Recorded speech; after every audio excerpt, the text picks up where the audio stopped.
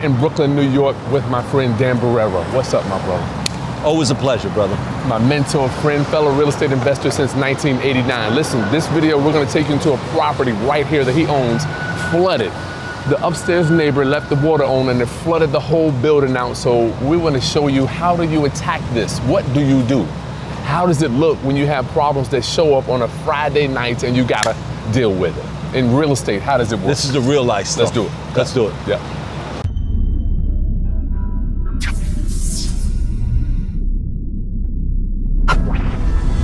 Okay, class, it's Kris Haskins with therealestateroundup.com. My mission and ministry is to raise your financial literacy through real estate investing and entrepreneurship. I got my friend Dan Borrero here. He's been in the business since 1989. Where's your building at, Dan? This is this one right here. This is one of them. Yeah. This one right here. So this building here. You don't got a screen here.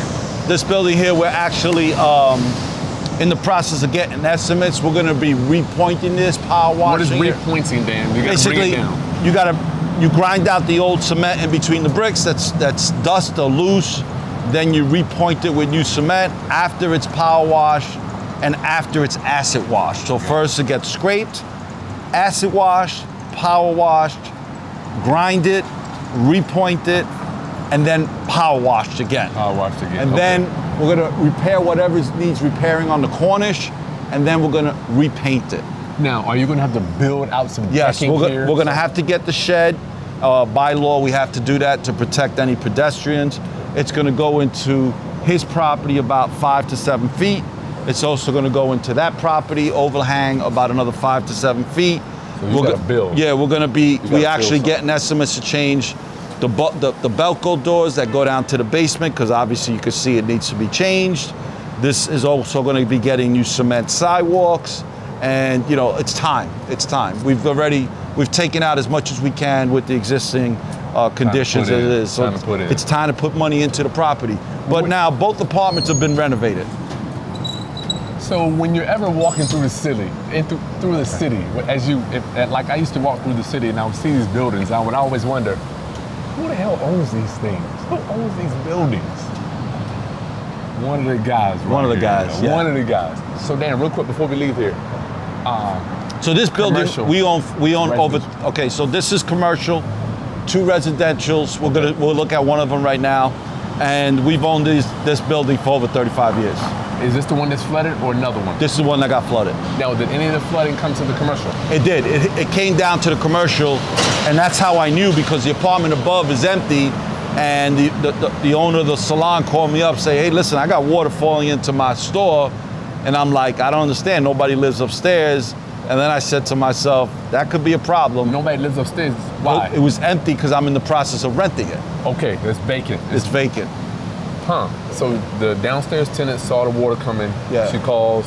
And it turned out to be from the apartment on the last floor, who left the water in his kitchen sink running with the stopper on the kitchen sink that was overflowing. We'll get into that in a minute. All right. Yeah, so come in.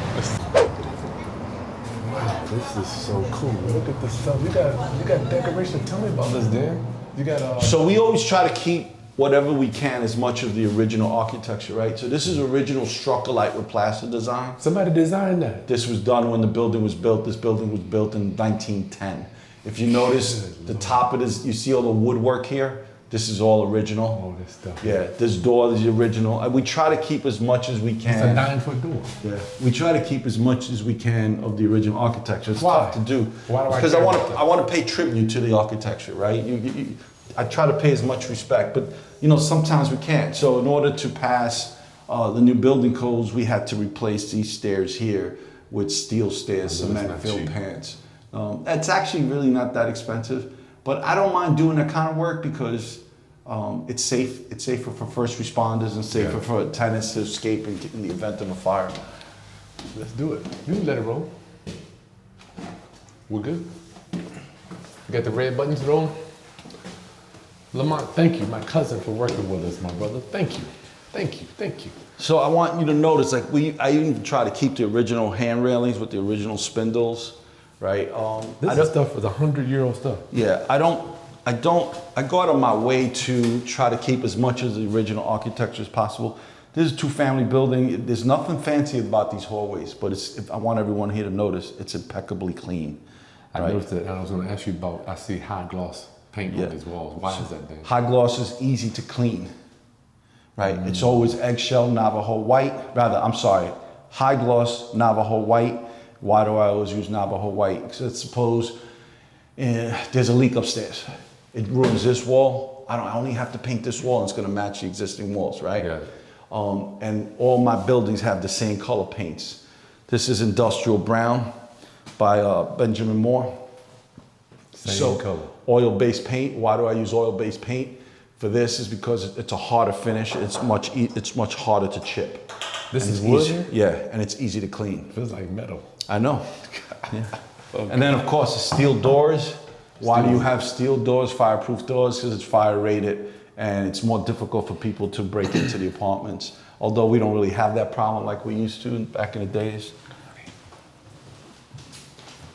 But you know, here's what's happening here, guys. Okay, so we had this is the apartment. Tell us, Daniel, this is the one that was leaking? Yeah, I'll send you the pictures on this too. Well, yeah, we'll do some pictures so we'll show them the before and after. Yeah. Then rewind the story. Tell me, the tenant downstairs calls. Tenant in the commercial space calls up. That's downstairs, y'all. Says it's 5:30. I come out of the shower. Friday night. Just came out of the shower. I was getting ready to go out to dinner with my wife. And when I look at my phone, I have 4 missed calls. I said, oh, this is not good. So I call back and he tells me what's happening, that there's water coming down into his store. So as he's talking to me, I go back to my hamper, putting on my dirty work clothes I just got out of. Getting dressed as I'm talking to him. I tell him, turn off the water to the building because he has access to the basement and I'll be there. So I get dressed, go to my garage. I already have my truck filled with tools, but I just grabbed another extra wet vac, some additional cleaning supplies, and on my way here, I call up 2 of my guys, one of them being my plumber. They both meet me here. When we walk in, this was flooded. This was flooded from the apartment above. The apartment above, the tenant left his kitchen sink water running with the stopper in it, and he forgot that it was running and he left the house. Wow. So his floor was flooded, his kitchen floor was flooded, coming down to this floor, going down to the first floor. Now, this apartment was in the process of getting rented. Guess what? Now I'm waiting for the insurance company because they're dragging their feet, and if I don't have any resolution with them as of Monday, we're gonna start ripping out. I'm just gonna start taking pictures of everything as I do it, and that's going to be my proof as far as the income and the extensive repairs that had to be done. Yeah. So now, that same night after we cleaned up, I was thinking I was coming here to break ceilings, looking for a broken pipe. You know, we immediately. Luckily, it was just. I know it kind of sounds crazy, but right? Isn't that crazy that we're happy when it's user error? User error. Instead of broken pipes. You gotta fix that. So I did get commercial grade dehumidifiers in here that same night. I did get commercial grade heaters in here that same night to avoid any mold growing. And as you could see, I have just major ceiling repair. So this is not something, I want you to... Lamont, you can use the screen. Yeah. You like the eyepiece? I just want to make sure we good. Yeah, okay, cool. Lamont, I want you to focus in on this, right? That seemed hard to get right, man. So this here, you see how it's sagged already?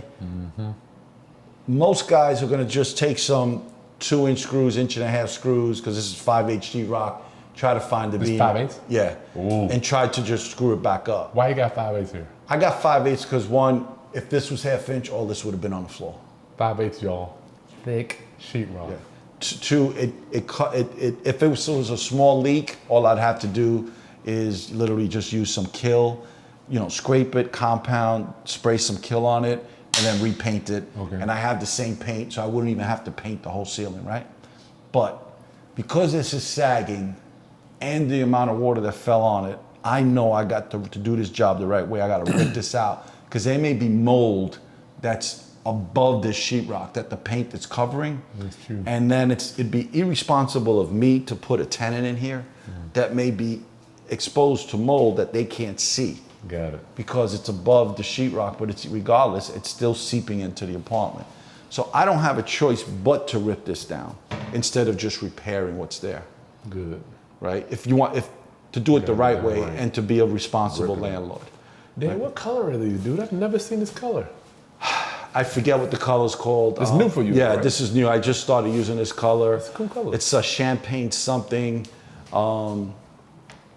As you notice, all these doors are self-closing doors, soft close doors. Yeah. I'm seeing they're wood too, so I'm gonna bet my dollar that you did not get these from Home Depot or Lowe's. No. These are for cabinet manufacturers.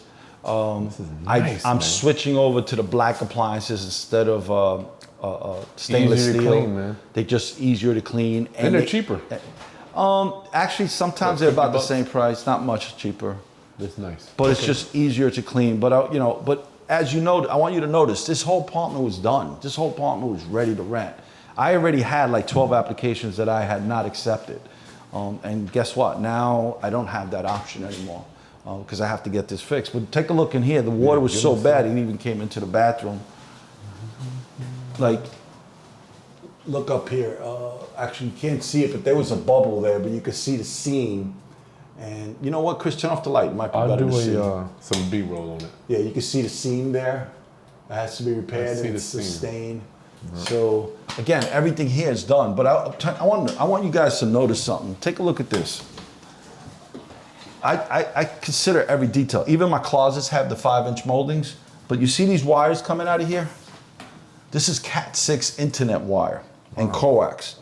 Why do and an outlet? So let's say they want to come in with Verizon Fios, which is an extremely fast internet, but they have to, Verizon has to put their box in their router.